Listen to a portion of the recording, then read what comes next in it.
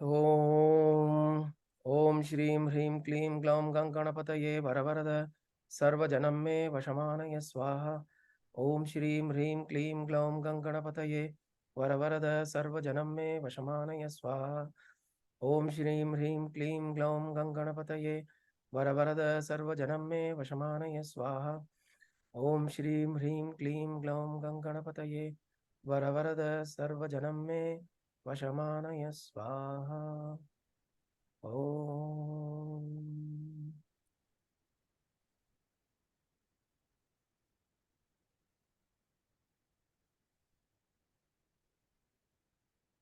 Okay. Raghu, can you just chant this verse 6? Let me just display it here. Yeah, sure.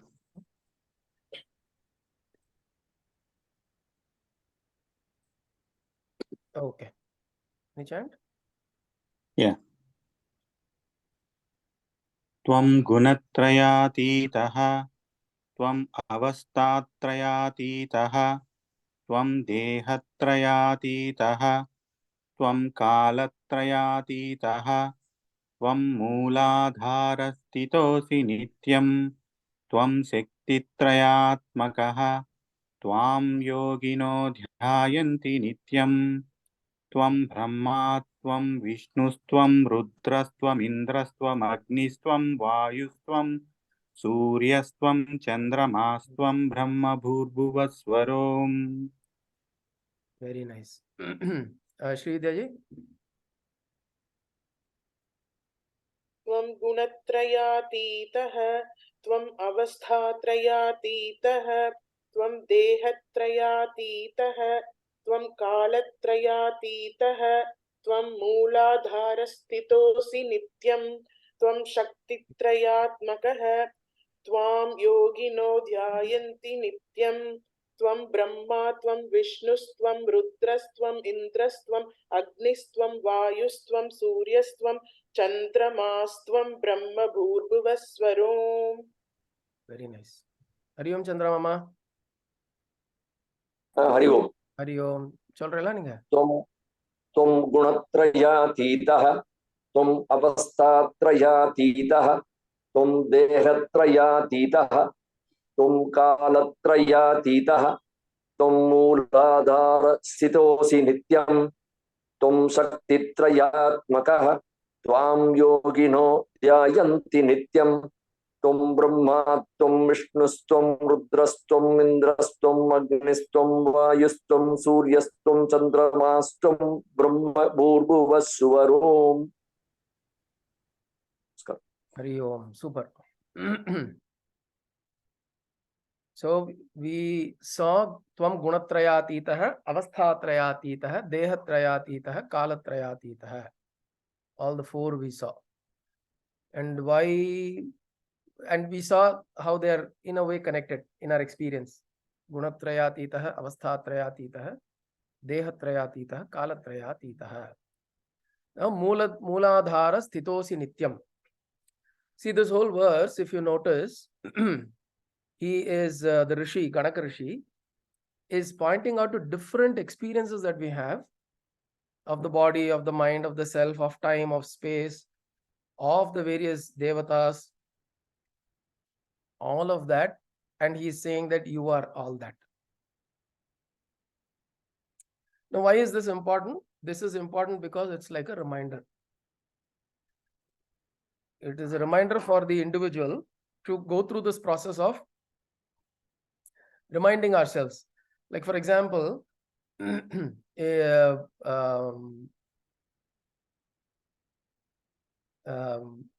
our life experiences, if you see somebody as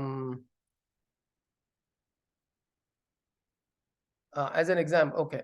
Now, suppose your friend, a very close friend, joins your work. Okay, joins the same place as your work. And then, Namaskaram, Hari Om, Mama, Mami. Namaskaram, Hari Om. So your friend joins your workplace. Now what happens is he's your friend. So you've had a very good pally-pally relationship. You talk, you spend time with him. But when it comes to work, you become very official with this guy. Okay. அப்போ அவன் என்ன சொல்லுவான்? Dey, na danda, un friend danda na, why are you talking to me like this? I am your friend. Why are you suddenly becoming so formal with me? Right? Of course, the necessary decorum of the place requires you to be formal. You can't be casual everywhere. So there are places where you have to have a certain decorum. But what is happening in this person? He's reminding you that I am the same person. Don't forget. The person that you're dealing with, I am the same person that I was your friend, and I'm still your friend. But we are working in the same place. So he gives you a reminder. So likewise, when you there are times when in public forums, so this is usually it happens when we are in a private space with our loved ones, we are in a certain way, but in the public forum we behave in a different way. And then somebody reminds us, hey, it's your daughter, it's your son, it's your husband, why are you talking like this, why are you behaving like this, right? So sometimes some of those reminders help, but we also behave in a certain way because to keep the decorum of the place and the situation you are in, right? But that aside, but the idea is that you are reminded, because what happens is the mind usually gets absorbed by the events on the outside very easily, which is why it is said the process we are going through is realization or recognition. Self-realization, enlightenment, spiritual fulfillment, all of this is called as realization or recognition. Recognition means you're trying to cognize, you're not trying to cognize. You already are able to cognize who you truly are. You're reminding yourself. Recognizing. So this recognition is important because Swami Vivekananda says all you're doing is the process of dehypnotizing yourself. You've been hypnotized by the world. We've been hypnotized by the world. What we do as sadhana and what we're trying to go and understand the truth through all of these scriptures, through all these methods that we're doing is only one thing. We're trying to dehypnotize ourselves and trying to go back to that understanding which is already there within me. I am not getting new understanding at all. There is no new. We may get newer understanding of the world. Okay, if Ramanujacharya is alive today, he will struggle with a mobile phone, even if he is a self-realized person. If Swami Vivekananda were to come today, he will still struggle with the iPad and laptop. Because there are things in the world that you need to keep learning. Again, new things.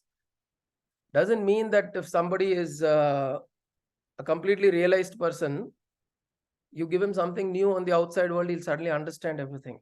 No. So that we should keep that differentiation. We're talking about the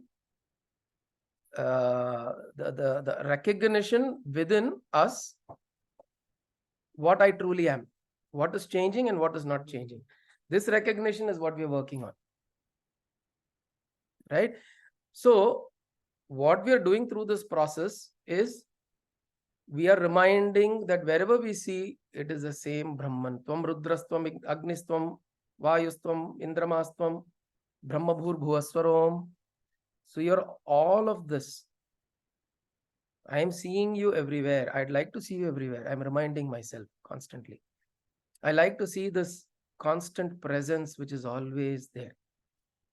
Whether I identify it, I recognize it or not, it is there. Yes or no? See, suddenly when we think about Kadavale Nirkyan, when we think about God, it's not that suddenly God is appearing only at that time. When we are forgetful about God, when we are forgetful about the presence in our life, that presence is still there. So the presence continues. We have to remind ourselves. We go through the process of reminding. So which is why you see all of this that is written here. Tvam gunatrayatitah, avasthatrayatitah, dehatrayatitah, kalatrayatitah, mooladhara sthitosi nityam. You are always present in the mooladhara. And this we also spoke earlier at the start, how Ganesha is connected with the mooladhara. Mooladhara is the first psychic center within our spinal system. Our spinal system contains many what is known as chakras or psychic centers, many psychic centers. But there are 7 or 6 which have been identified as centers that you work upon so that your consciousness slowly evolves. Evolves means what? What does consciousness evolving means? Means you slowly move from gross to subtle. You become more refined from your gross state of being. From the grossness that we are associated with the body, with the mind, with the world around me, with the people, with my relationships, with the society, all of this, my association identity is so strong, I slowly loosen it as I go up. Going up is indicative of that, and it's physically up because in our physical spinal column, it is actually in the north direction, in the upward direction. So that is why this rising, it's called as rising of the consciousness. Rising of consciousness means there is nowhere in space that it goes up. It's because in our physical system, because we are a vertebrate and we are also a biped. We're a biped, we stand erect. Right? Amongst all animals, we are the only animals that can stand erect. And hence, in that direction, our spinal column has these psychic centers, and when the consciousness rises, what we're saying, our consciousness becomes refined, more and more refined. What it means is our association with objects are slowly becoming looser and looser. That means your consciousness is refining. It means that the associated rise in your energies within you in your spinal column, from the Mooladhara to Swadhisthana, Manipuraka, and so on and so forth. But where does it start from? The Mooladhara. And Mooladhara is extremely important because this is the place where your foundation is established. You're establishing your foundation, and you have to, like we said, Ganesha is Vighna Karta and Vighna Harta, both. He also causes obstacles. He also will relieve you from obstacles. So for us to rise above from the Mooladhara, we have to make sure that the Mooladhara is properly established. Moola Adhara. This means this is your root foundation. Whenever you want to rise up in anything, your foundation has to be strong. Oh, even Kalpaka is there. She would know. Even if you are singing big kacheris, now you're doing RTP, Ragam, Tanam, Pallavi and all that, you will still go back to doing your Sarali Varsai and Janta Varsai as your practice. Have to. You have to. Now, those who know music, Sarali Varsai, Janta Varsai are the ABCs or the basics of Carnatic music. So you have to do that, continue to do that, even though you have gone all the way, you're doing Manodharmam, Ragam, Tanam, and all of that. Why is this important? Because there's the foundation. And the foundation, establishing the foundation doesn't mean that, okay, now I'm established, now I'm going to go. No, you have to keep re-establishing it. You have to keep re-establishing, which is why he is Mooladhara Sthita Asi Nityam. Always you are established in the Mooladhara, and I have to remind myself of that. And which is why we start everything with Om Ganapataye Namaha, or Gananaam Tva Ganapati Gum Havamahe, or Vakratunda Mahakaya. So we do this. Why? Because at the start of everything, we're establishing the foundation. Why do we do all of these at the start? The Ganesha invocation?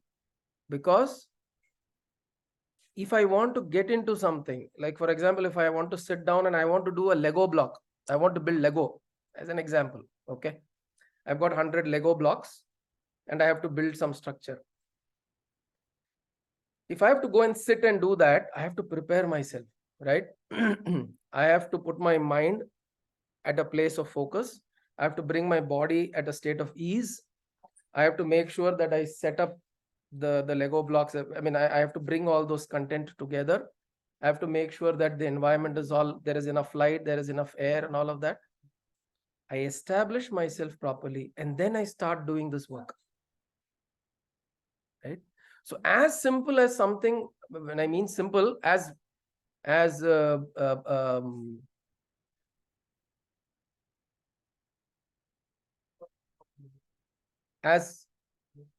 basic as something as trying to do a Lego block, I need to prepare myself,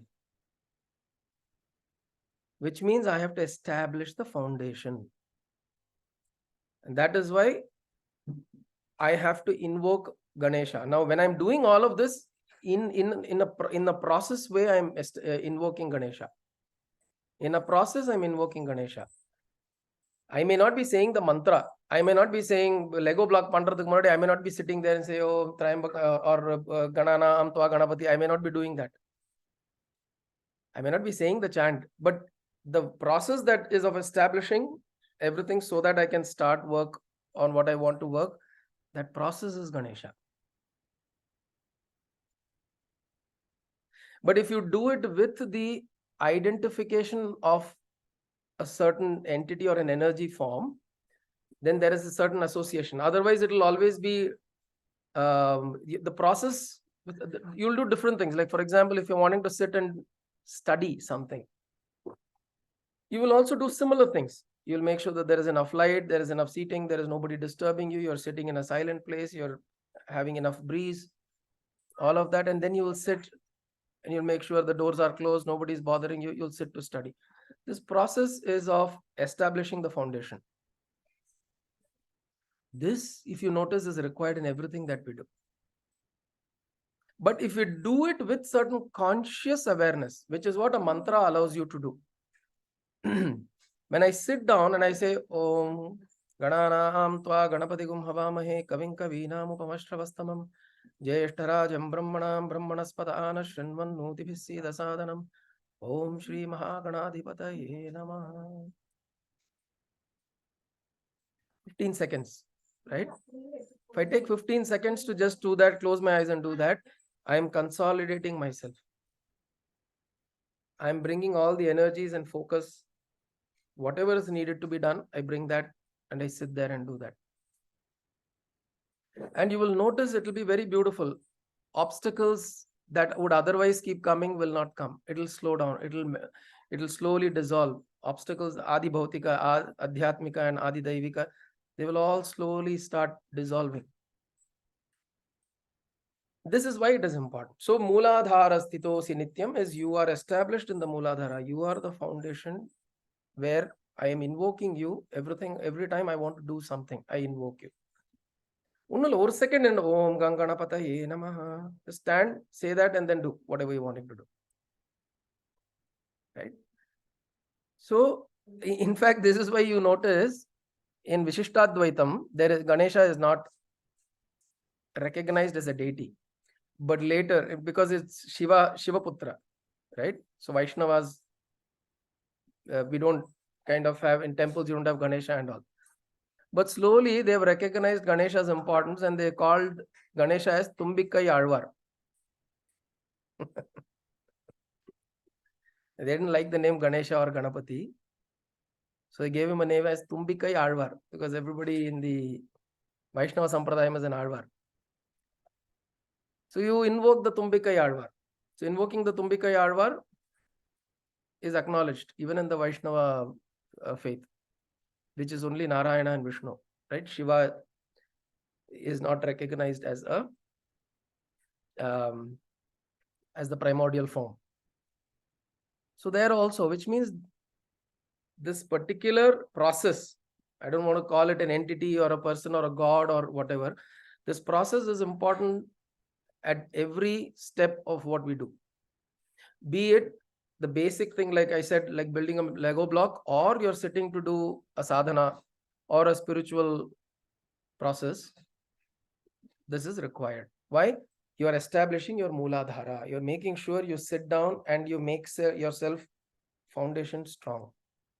Mooladhara sthitosi nityam. Then Tvam Shakti Trayatmakaha. Tvam Shakti Trayatmakaha. The three Shakti. What are the three Shaktis? You just had Navratri, right? Three Shakti, if you say, it will be Durga, Lakshmi, Saraswati. But in terms of energies that are processes within us, the three Shaktis are Ichha Shakti, Kriya Shakti, Jnana Shakti. These are the three Shaktis. Ichha Shakti is the Shakti for desire, Kama, Ichha, with which we do everything. Jnana Shakti is the understanding and wisdom of right action. And Kriya Shakti is the ability to do action. Ichha, Jnana, Kriya, or Jnana, Ichha, Kriya, in whichever sequence you could say. But usually it is represented as Ichha Shakti, or Jnana Shakti is Saraswati. Ichha Shakti is Lakshmi, Kriya Shakti is Durga. We can represent it, we can map them to the three Devis, if you'd like to. But if you look at it as a process, these are the three processes within us: Ichha, Kriya, Jnana. Ichha Shakti gives us the desire to act, and even before that, Jnana Shakti gives us the thought, the Jnanam, or the understanding that I need to act in a certain way. So the wisdom of how to act comes through Jnana Shakti. The desire to act comes through Ichha Shakti. The action itself comes through Kriya Shakti. Shakti means energies. These are three, whatever energies that we require to operate in this world, transact in this world, they have beautifully classified it as three. Kriya Shakti is the actual action that you do. If I want to pick up an object, it requires Kriya Shakti. To pick up the object, I need the energy that flows within me, to the ability, on my hand should be functioning. The Karmendriya, the Indriya should be functioning. The Karmendriya of Grahanam, to hold, to grasp. That Karmendriya should be functioning. That is powered by Kriya Shakti. But then the ability, the desire to pick up something is Ichha Shakti. Even if there is a Karmendriya, even if the Shakti is there, even if the Karmendriya is working, the Indriya is working, if I don't have the Ichha, my hand wouldn't move to pick it up. Ichha Shakti. I need the desire to do an action. And Jnana Shakti is, it will give you the discrimination or the wisdom. Am I picking up the right thing? So I may have Ichha, I want to pick up a red hot rod. My Kriya Shakti will be there to pick it up. But if Jnana is not operating, I'll pick it up, and after that my Ichha will also die, Kriya will also die.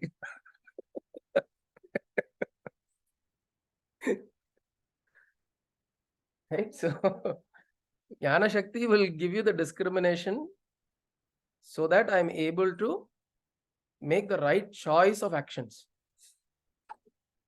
And all of this Jnana Shakti will also offer us the understanding of what is the whole understanding of karma, karma yoga, karma phala. All of that comes along with it, because my Kriya is predominantly driven by, which is why Jnana Shakti is extremely important. It has to be operating of Kalpaka Singh thinking of LS Jada Shakti illa, what is it? Jada Shakti Jadatmika. So okay, we'll come to that, Kalpaka. So this good, you reminded me of Lalita Sahasranama. So in Lalita Sahasranama there is this nama that goes Ichha Shakti, Jnana Shakti, Kriya Shakti, Swarupini. So she is the form of all the three. She means the Parashakti. And she is Jada Shaktir Jadatmika, means she is also present as the inert objects. So Jada Shaktir Jadatmika. Sorry? Sadashiva, what you explain in Soundaralari. Correct. Sadashiva Paryankanla. That is a slightly different context. Here, Jada Shakti means, Jada means inert. But in reality, inert means that which does not reflect consciousness as Chaitanya Vastu. Jada Vastu and Chaitanya Vastu, the difference between the two, inert substance and a conscious substance, is both have consciousness. Both have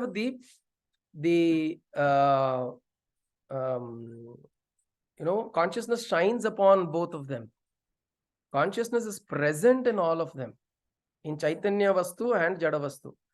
But the difference is Jada Vastu cannot express consciousness like a Chaitanya Vastu can.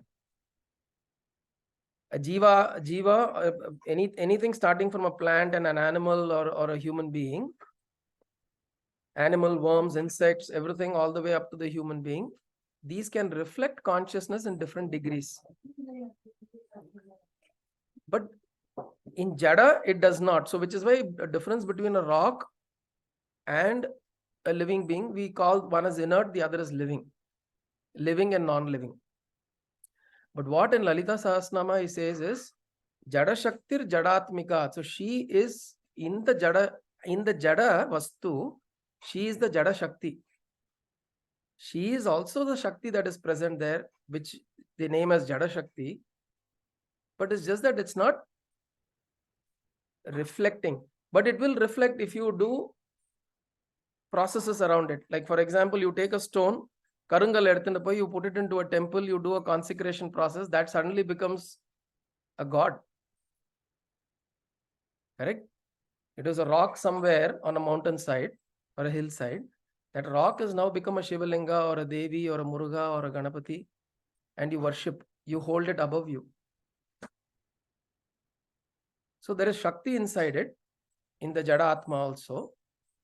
And that in the Lalita Sahasranama, it is referred to as Jada Shakti.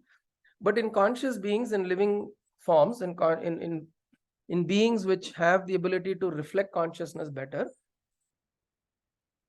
we primarily talk about Ichcha Shakti, Kriya Shakti, Jnana Shakti. So here we are saying Ganesha is Shakti Trayatmakaha. Are you able to see me? Okay. Yeah, there was some infection. Okay. So Shakti Trayatmakaha. Shakti Trayatmaka is in all the three Shaktis, it is you, O Ganesha. Okay, Shakti Trayatmakaha. Then it says, Tvam Yoginaha Dhyayanti Nityam. You are always the object of meditation for who? For all the yogis. Tvam Yogino Dhyayanti Nityam. Which means all the yogis meditate upon you all the time.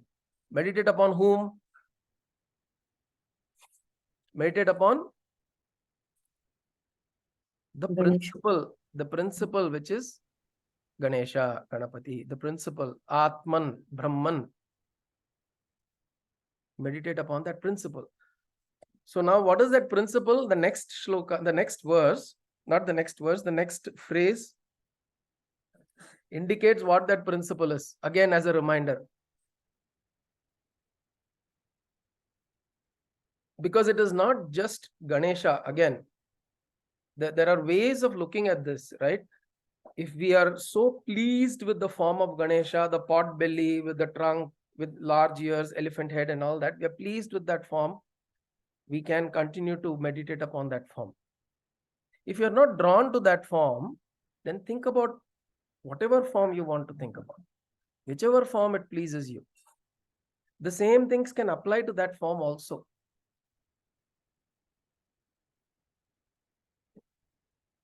Right? I was looking at a book the other day and it beautifully explains how Krishna is Kali and Kali is Krishna, as a beautiful representation of Krishna standing as Kali. So these are all symbols at the end of the day. If you're looking at the Tattvam, the Tattvam is what we need to focus on, which is why it is constantly important to go towards from Saguna to Nirguna Upasana. The next verse you will see is Nirguna Upasana. Nirguna Upasana in the form of mantra. Om Gam Ganapataye Namaha. In the form of the mantra form, you will slowly get into Nirguna Upasana. But Saguna is important because you need something to hold on to. If the mind needs something to hold on to, otherwise you will grapple. If we have not come to a certain state of maturity within ourselves where I can close my eyes and I am very comfortable with blankness. Not many people are comfortable with blankness. But if you're able to process and do your sadhana in a way that you're able to be peaceful with the blankness that you perceive inside, and you can take refuge in that.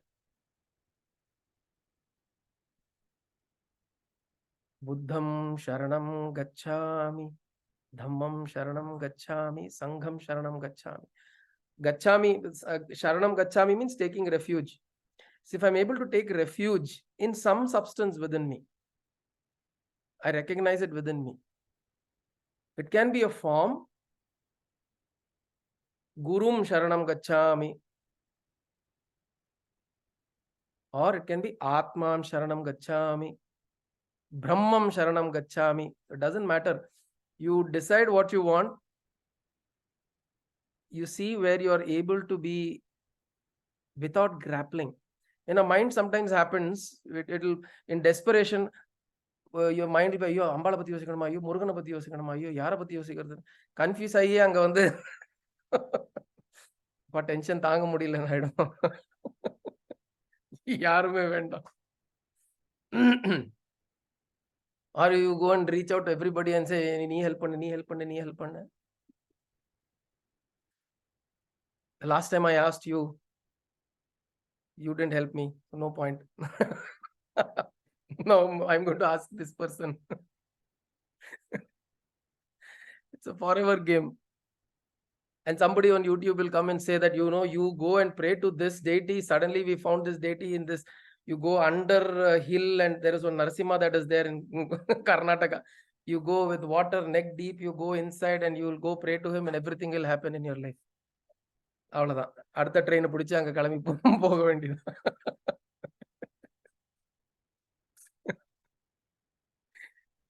So the mind keeps running around like this, right? Somewhere, some solace. அவர் சொன்னது correct தான். யார் சொல்றாங்களோ அது correct தான். That is absolutely correct. அது அங்க அது போறது வெளியில இல்ல, உள்ளுக்குள்ள. நம்ம உள்ளுக்குள்ள இருக்க அந்த சமுத்திரம் அலையெல்லாம் தாண்டி அது அடியில போய் நம்ம correct. Correct. There is a symbolism to it. Correct. That needs to be seen. But see, these are, of course, we go on yatras and these are beautiful things to go and see. But I'm saying we shouldn't try to slowly, we should get to a point of resolving within us. This desperation should stop. This desperation, who should I hold? Which God, which deity, who will help me? Who will save me? When will Christ be reborn? Paladara, he is reborn and gone also. We've not paid attention. So this is important. The process is, when we are able to, from what I was trying to say, is from Saguna to Nirguna. We should slowly move to that. We should get to a point where we are able to be comfortable facing ourselves, facing our own mind, facing our own blankness. That strength we should build. That Atma Shakti should slowly build. Then I'm able to be quiet, close my eyes, thoughts are flowing, images are coming, whatever, but it's okay. That is not me. So I just keep observing it and it will dissolve on its own, but it's okay. I am not going to get restless. I hold myself still. I am not going to get restless. Because after a certain point, even Vishnu is an image, Krishna is an image, Shiva is an image, Devi, Muruga, all are images. Ganapati is an image. It's an image that's coming from inside. Even if I'm deep in meditation and suddenly a visualization of Ganesha comes, it doesn't mean I have reached Brahmaloka. It is an image that is coming from somewhere inside. The peace should dawn within. There should be a sense of peace. There should be a sense of calm. There should be a sense of centeredness within us. That if that doesn't dawn, 33 கோடி தேவதர்கள் வந்தாலும் நமக்கு use இல்லை. Even if all of them are there also, it will not be any use because you are not centered within you. What we should seek in our sadhana is that centeredness. After we do all the puja, archana, shlokam, dhyana, all of that we do, that centeredness should be there. Am I able to be centered, experience that peace and calm and joy within? So he's saying, Tvam yogino dhyayanti nityam, you are always being meditated upon by the yogis. And then who is that you? Tvam Brahma, Tvam Vishnustvam Rudrastvam Indrastvam Agnistvam Vayustvam Suryastvam Chandramastam Brahma Bhurbhuvaswarom. Tvam Brahma, Tvam Vishnuhu, Tvam Rudraha, Tvam Indraha, Tvam Agnihi, Tvam Vayuhu, Tvam Suryaha, Tvam Chandramaha, Tvam Chandrama, Tvam Brahma, which is Brahman, Tvam Bhuhu, Bhuvaha, Suvaha, Om. Okay.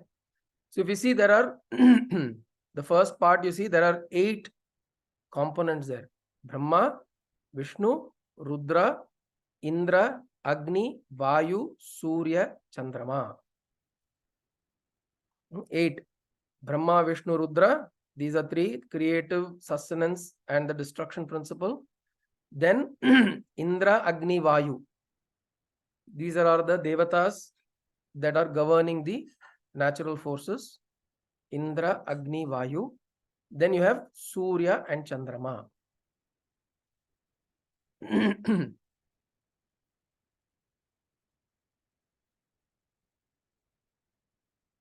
Then you have Brahma, which is your Brahman, not the first Brahma. The first Brahma is the creator principle. This Brahma is Brahman, the Nirguna Brahman. Then you have Bhuhu, Bhuvaha, Suvaha. These 3 are Bhuloka, Bhuvarloka, Suvarloka.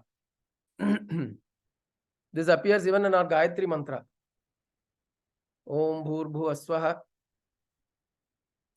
First varam. So Bhuhu is this, the Bhuloka, the dimension where we are present, including all the multiverses that you can imagine. All the physical universe that you perceive is Bhuloka. Bhuvarloka is the Pitruloka, the celestial realm. And then Suvarloka is known as the Swargaloka, or the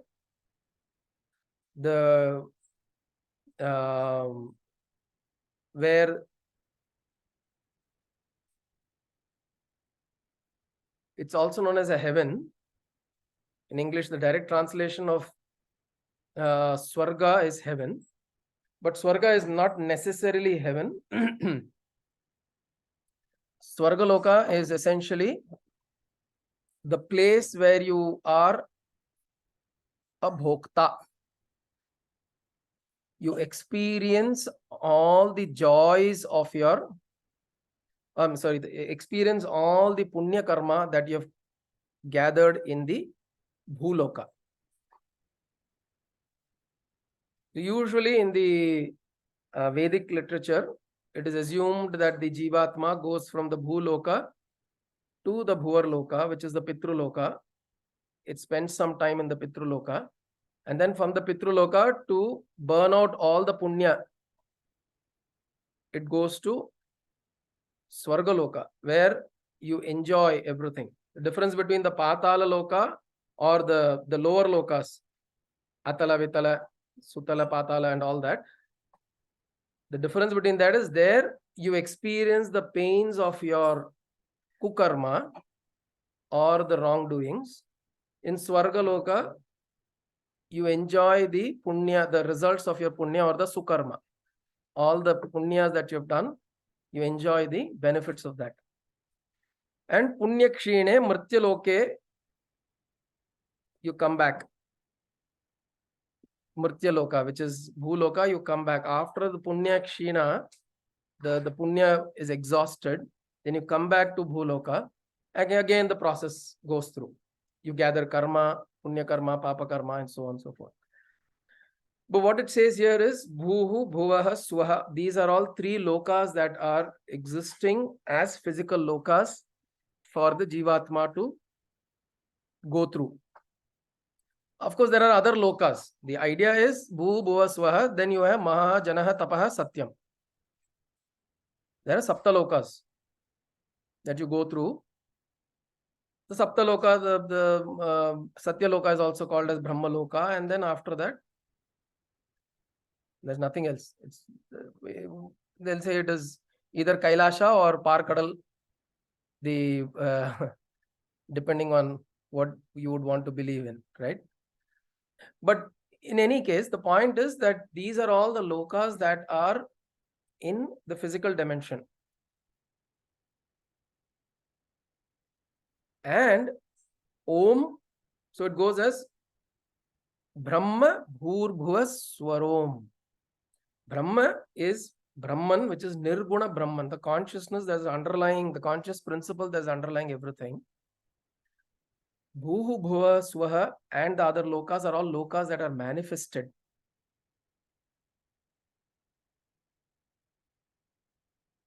Lukyate iti lokaha, which means that which can be seen is a loka. It comes from the root word look, Sanskritam. And in English also, look is to see, right? So the word comes from there, loka, that which can be perceived. So these are all lokas that can be perceived. And then you have Om, which is Shabda Brahman. Om is the Shabda Brahman, or it is the before the lokas are created. So if you look at it this way, it is actually the sequences. You have Brahman, which is Nirguna Brahman, which is the conscious principle that is existing, underlying everything. Then you have Shabda Brahman, which means Nada, sound that came first. Then came the lokas, which is Rupa. So you have Brahma, which is Nirguna Brahman. Then you have Om, which is Shabda Brahman, which is Nada. Then you have the lokas, which is the manifested world, Rupa. All that you perceive, all that you can see and perceive is Rupa. All the lokas that you can experience is lokas, or that you experience is Rupa. And it is the basis of all Rupa is Shabda. Para Pashyanti Madhyama Vaikhari. If you remember the four forms of Chatvari Vaak Padani, the four forms of sound. So the Para is Nada. And then you have Brahman, which is the conscious principle which is underlying everything. All of this creation will happen and fall. And you go to Srimad Bhagavatam, it will very beautifully explain how from Mahavishnu, the whole creation comes out. There are several Brahmas that come out. From Brahmas come the whole universes. From the universes come whole beings. All beings, they live, they die, they live, they die, they live, they die. And so many Chaturyugas pass. So many Chaturyugas, several Chaturyugas are headed by a Brahma, Vishnu, Rudra. They die after several years. And then the Srimad Bhagavatam brings it back and says all of this happens in the wink of Mahavishnu. Adi kannu chematra nerathula so many things happen. Two possibilities, that these are happening so fast or our kanna avlo slow simetrar. But the point is, it is to show the scale and the grandeur of these things that are happening and how minuscule we are. Brahma Bhurbhuva Swarom. So all of this is created from this Brahma, Om. So from Brahma, the Big Bang. I was recently reading the latest book of Stephen Hawking. He's released another book. Before he died, he released another book and I was reading it. He is the one who talks about Big Bang, how the whole creation happened through Big Bang. He doesn't say big light. Physicists don't say big light. They say Big Bang. Bang means there was a huge explosion of sound that happened first. So same thing we're saying. The first thing came was sound. Shabda Sparsha Rupa Rasa Gandha. Shabda came first. Sound came first. And that is represented as Om, Shabda Brahman. And from that came Rupa. From Nada came Rupa. Nada Rupa. This whole creation is that. So he is what? Brahma, Vishnu, Rudra, the creative, destructive, creative sustenance and destructive principles. Then he is Indra, Agni, Vayu. Okay. Indra is the one that governs all the natural forces.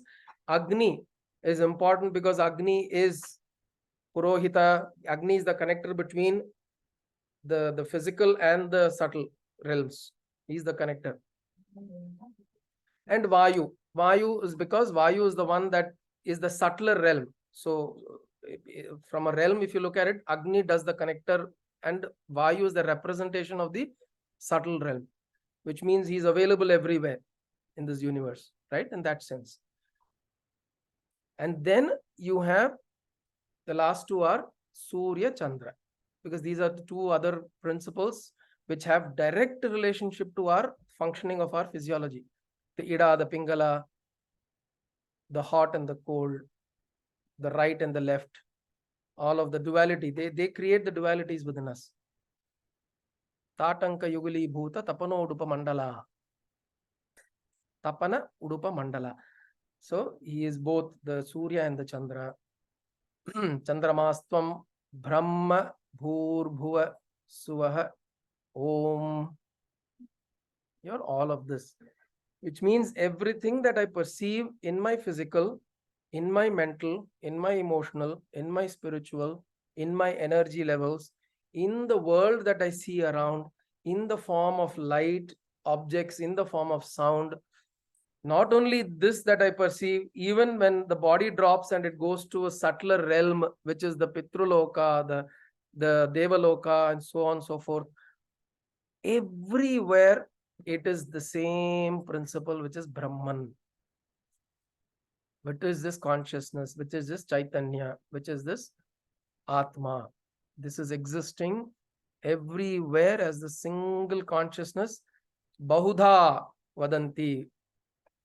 Ekam Sat Vipra Bahudha Vadanti. Ekam Sat. This truth is only one. It is appearing as many in different forms wherever you go. What it goes to show is not very important to go to Brahmaloka or Devaloka or any loka. It's not important. You go there also, it's the same thing. If you don't understand it here now, you will struggle there also. We have every opportunity to come to this realization here now. It is not that that we go to Brahmaloka and then suddenly everything will be beautiful. No, in Brahmaloka also you will have some desire, some yearning. You will want to come to understanding of the Chaitanya Swarupa that we are there also. Our abilities might be greater, grandeur. Things may be much more beautiful. You will have more beautiful objects. You will have a floating golden mountain like you see in Avatar movie, right? The Pandoras and all that. You'll see, you'll see fantastic worlds. But still it is in the realm of Nada Rupa. It will still be in the realm of Vastu. Right? So everywhere you go, this conscious principle is what is existing everywhere. And that we have an opportunity to recognize and perceive and realize right now. Like Kalpaka is saying, in the Vittal, standing on a brick is also Jada versus Chaitanya. Interesting. Yeah, that is interesting. Gayatri, you've raised your hand. Yes, Anna. So நம்மளுடைய after he pass away, பூர்லோகத்துல கொஞ்ச நாள், ஸ்வர்லோகத்துல கொஞ்ச நாள், நம்ம பாவ புண்ணியங்களுடைய கரைஞ்சதுக்கு அப்புறம் we come back to பூலோகா சொன்னேன் இல்லையா? Then why do we still experience the impacts of our papas and punyas in this Bhuloka? That you will experience everywhere. Um, See, this is not linear. See, the thing is, this whole process is not necessarily linear. And when they talk about Suvarloka, it is not a loka that you go elsewhere also. You will experience hell here, you experience heaven here. When you're joyful, when you're experiencing the results of your punya karma, you're experiencing heaven here. When you're experiencing the results of your papa karma, you're experiencing hell right now, right here. These are Vedic ways of representing them as different realms. And of course, it's not untrue that the Atma goes through a certain journey after the body drops also. Because we experience some amount of Punya Papa in this body form, but we can't do that. Not all of it can be experienced in this bodily form. So you take different forms to go through that. Or when the Jivatma goes through its journey, it will experience certain things in different forms, in different places. So that is represented as different realms, that's all. It's a pictorial representation in the mind. But otherwise, it's all here now. All those dimensions exist here now. Okay. So that is where this particular shloka ends. It says, so we'll just look at the shloka and close today. Okay. It says, Om Tvam Gunatrayatitaha, Tvam Avasthatrayatitaha, Tvam Dehatrayatitaha, Tvam Kalatrayatitaha, Tvam Mooladharasthitosi Nityam, Tvam Shaktitrayatmakaha, Tvam Yogino Dhyayanti Nityam, Tvam Brahma, Tvam Vishnustvam Rudrastvam Indrastvam Agnistvam Vayustvam Suryastvam Chandramastvam Brahma Bhur-Bhuvaswarom. Om Vakratunda Mahakaya Surya Koti Samaprabha Nirvignam Kuru Me Deva Sarva Karyeshu Sarvada. Om Kayena Vacha Manasendriyarva Buddhyatmana Va Prakrite Swabhavat Karomi Yatyat Sakalam Parasmai Narayanaayeti Samarpayami Sadashivayeti Samarpayami Jagadambikayeti Samarpayami Nathayeti Samarpayami. Hari Om Tat Sadgurubhyo Namaha.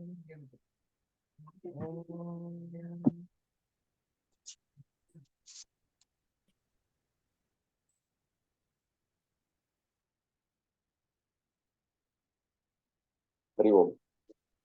Hari Om. Hari Om. Hari Om. Namaskaram. Hari Om. Next week, Paklama? Hari Om Guruji. Hari Om. Hari Om. Hari Om. Hari Om.